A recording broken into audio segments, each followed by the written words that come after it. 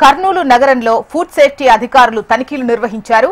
బళ్ళారి చౌరస్తా దగ్గర ఉన్న శ్రీ లక్ష్మీ నరసింహ ఏజెన్సీల్లో గడువు ముగిసిన కూల్ డ్రింక్ బాటిల్స్ ను సీజ్ చేశారు. జిల్లా వ్యాప్తంగా ఇప్పటి వరకు 19 కేసులను నమోదు చేసినట్టుగా తెలుస్తోంది. ఇక నంద్యాల జిల్లా డోన్లో కూల్ డ్రింక్ లో బొద్దింకొచ్చిన ఘటనకు సంబంధించి చర్యలు తీసుకుంటామని అధికారులు తెలిపారు.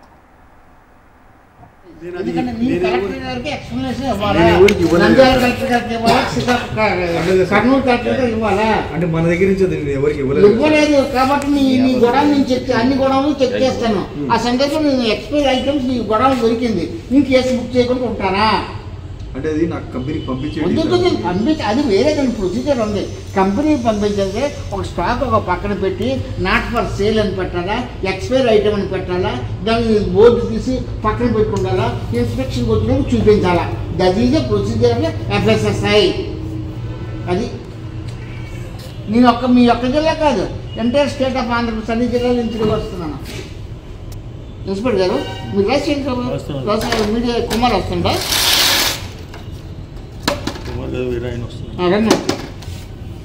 కర్నూలు మేము చేసినటువంటి మీ కంపెనీ కూడా ఎదికి 4 గంటలు ఎదికి ఇక్కడికి అక్కడ నుంచి ఇక్కడ ట్రాన్స్ఫర్ అయినారని తెలిసింది వచ్చాం.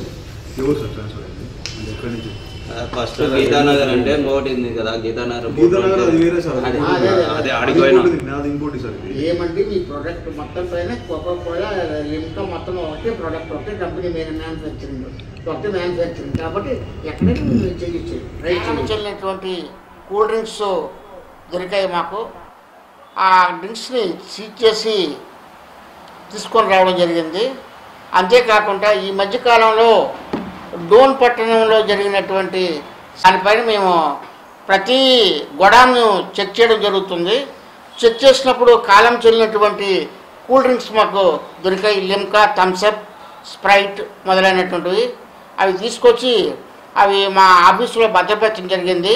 అంతేకాకుండా వాటిని మా జిల్లా జాయింట్ కలెక్టర్ గారి కోర్టులో దాఖలుపరిచి వారి సమక్షంలో చూపించి తదుపరి చర్యలు జాయింట్ కలెక్టర్ గారు తీసుకుంటారు. లక్ష్మీ నరసింహ ఏజెన్సీస్ బళ్ళారి చౌరస్తా దగ్గర ఉంది. అక్కడ ఏజెన్సీలో ఉన్న కూల్ డ్రింక్స్ని అకస్మాత్తుగా తనిఖీ చేయడం జరిగింది.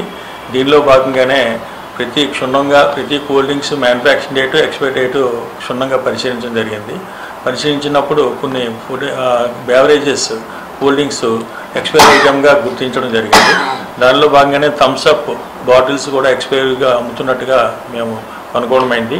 అలాగే స్ప్రైట్, అలాగే లిమ్కా బాటిల్స్ కూడా మొత్తం మీద ఎక్స్పైరీ ఐటమ్స్ అన్నీ కూడా మా అసిస్టెంట్ ఫుడ్ కంట్రోల్ గారి ఆధ్వర్యంలో అక్కడ సీజ్ చేసి joint food district joint collector గారి ఆధ్వర్యంలో వాళ్ళ సమక్షంలో వాళ్ళ కోర్టు నందు ఇది ఫైల్ చేయడం జరుగుతుంది.